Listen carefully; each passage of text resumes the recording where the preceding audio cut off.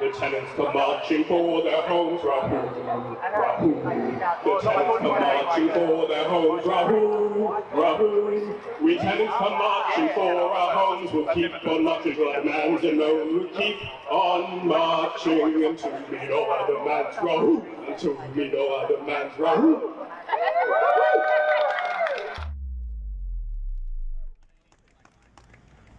I'd also like to acknowledge our comrade Luca Morgan, who can't be here with us. They are a neurodiverse, disabled and chronically ill, proud and extremely queer member of our union. Luca lived on the DSP and paid $780 in their share house every month. They frequently lived with about $7 in their bank account, or sometimes usually less. They skipped medications to pay their rent. They also dedicated their time, energy and talents in the fight to make sure that no one had to continue living the way that they were. Luca ended their life on July the 4th, a week after making this statement, which I'll read out.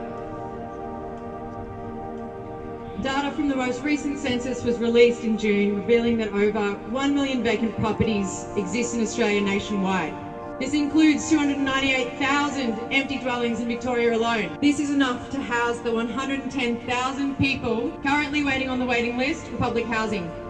We're told that there is a 0.9% vacancy rate in the rental market and that it's the lowest it's ever been, and that the demand is driving prices up. But we know this crisis is manufactured by a lack of national policy that regulates the market and regulates the unchecked landlordism that this country relies on for the economy. We spend over $46 billion a year in rent.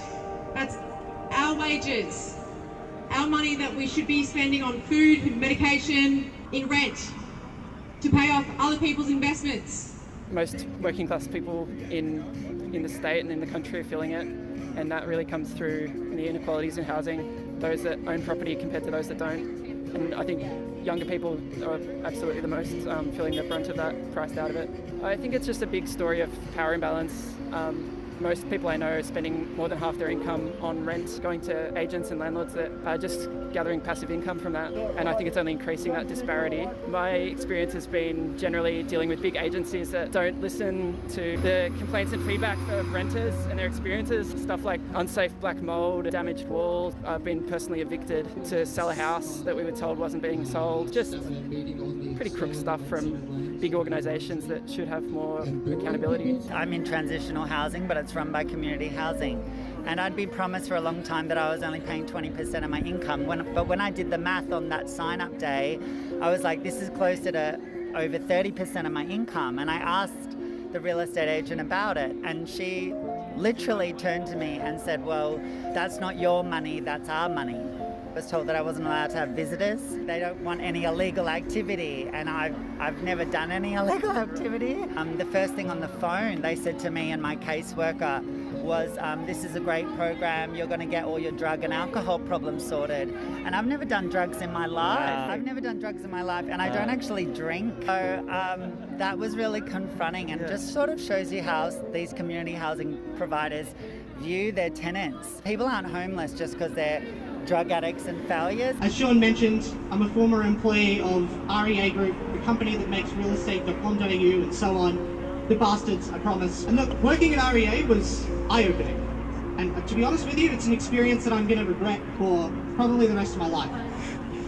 And so I'd like to think that maybe I can actually do some good with all of that I've accumulated. And so today I want to maybe try and paint you a little bit of a picture of what it is like on the inside of the private property market.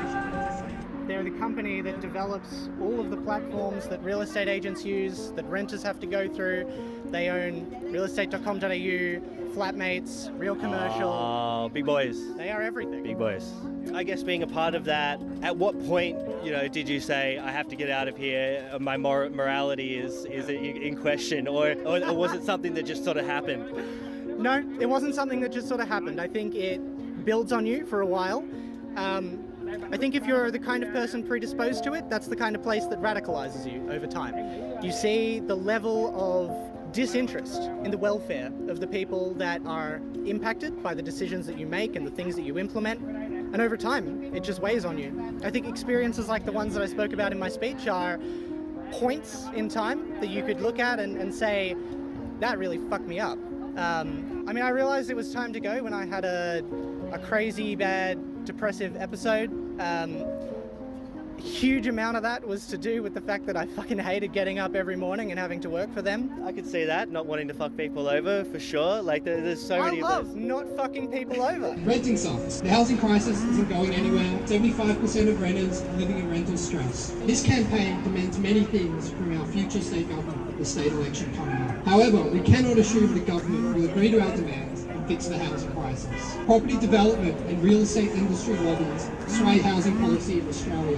2022, the Property Council vetoed Victorian government policy to add a tiny 1.75% tax on new developments to fund social housing. This Property Council organised a campaign in the 2016 federal election to defend negative gearing. This became a notable factor in Labor's surprise votes. This is why we need strong union power. Those who profit from the housing crisis are much more organised than we are as renters. When dealing with the issue of the rent being too high, we need to take immediate action, not just wait until legislation is promised or passed. In fact, one massive problem renters face is not asserting their existing rights. Due to inaccessible legislation, underfunded services, most people are not confident enough in their rights to take action.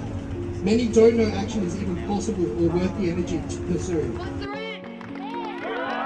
What's the rent? What's the goddamn rent? What are we gonna do about it?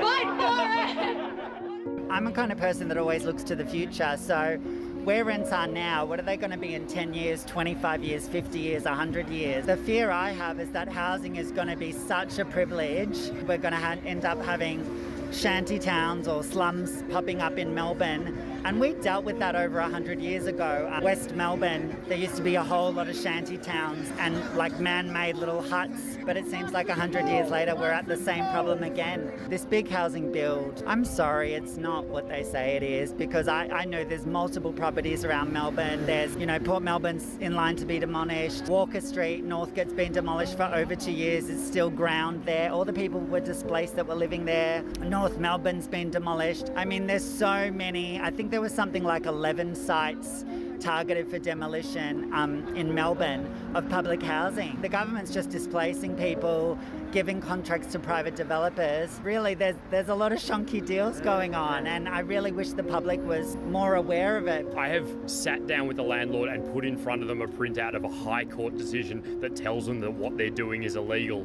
and they will say, no, trust us, we do this all the time, so it's okay. It's like, no, that's not what it means. It means that you are running your business illegally.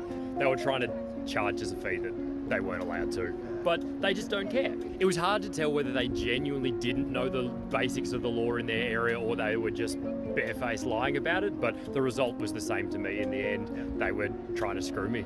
Yeah. Did that give you confidence in the law and and that it works? If they're just able to say no? Not in that situation. I mean, you like to think that the law should work, and it can do, but everybody knows that how much money and resources you've got behind you make a difference as to whether you get the same level of justice. So we were renting this place, Melbourne East, termites throughout the floorboards, to the point we were literally falling through the floors. It was just impossible to fix. Right. So just every day a little bit more falling through the floor. The best part is we said, we're moving out, y'all aren't fixing the place. They said we had to get the carpets that were above these floorboards that were falling through professionally cleaned. I refused to pay for the carpets, and because of people like RAHU, I knew my rights. So I live with family. If I couldn't live with my family, say something happened, I don't know, it's like I would be forced to rent, I'd be forced to give a ridiculous proportion of my income to a landlord. Is this the Freedom Rally? It looks like. It's going to wind it up. All right. Well, cheers, guys. That looks the end of it for us. Cheers.